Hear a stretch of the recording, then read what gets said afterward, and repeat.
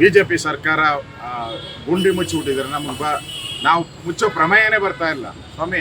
2.5 ವರ್ಷ ಆಯಿತು ನೀವು ಬಂದು, ಈ ಪಾಪಿ ಸರ್ಕಾರ ಬಂದು 2.5 ವರ್ಷ ಆಯಿತು. ಏನೋ 3 ತಿಂಗಳ ಹಿಂದೆ ನಮ್ಮ ಸರ್ಕಾರ ಬಂತು, 6 ತಿಂಗಳ ಹಿಂದೆ ನಮ್ಮ ಸರ್ಕಾರ ಬಂತು, ಬಿಜೆಪಿ ಅವ್ರು ಮುಚ್ಚಿಲ್ಲ ಅಂದ್ರೆ ಸರಿ. 2.5 ವರ್ಷ 2.5 ವರ್ಷ ಆದ್ಮೇಲೂ ಕೂಡ ಬಿಜೆಪಿ ಸರ್ಕಾರ ಗುಂಡಿ ಮುಚ್ಚಿಲ್ಲ ಅಂತ ಹೇಳ್ತಿರಲ್ಲ. ಯಾವುದಾದ್ರೂ ಗುಂಡಿ ಮುಚ್ಚಿದ್ರೆ 2.5 ವರ್ಷ ಇರ್ತತನ್ರಿ. ಗುಂಡಿ ಏನಿದ್ರು ಮುಚ್ಚಿದ್ರೆ ಅದು ಅಮ್ಮಮ್ಮ ಅಂದ್ರೆ ಜಾಸ್ತಿ ಅದರ ಪೀರಿಯಡ್ 1 ತಿಂಗಳು 2 ತಿಂಗಳು ಇರಲ್ಲ. ಆಮೇಲೆ ಅದನ್ನ ಪೂರ್ತಿ ಆಸ್ಪಾಲ್ಟ್ ಮಾಡಬೇಕು. ಅದು ಗುಂಡಿ ಮುಚ್ಚೋದು ಟೆಂಪರವರಿ ಅಷ್ಟೇ, ಪರ್ಮನೆಂಟ್ಗಲ್ಲ ಗುಂಡಿ ಮುಚ್ಚೋದು. ಇವತ್ತು ಇಡೀ ಸರ್ಕಾರ, ಇಡೀ ಕಾಂಗ್ರೆಸ್ ಸರ್ಕಾರ ಗುಂಡಿಗಳಲ್ಲಿ ಇದೆ.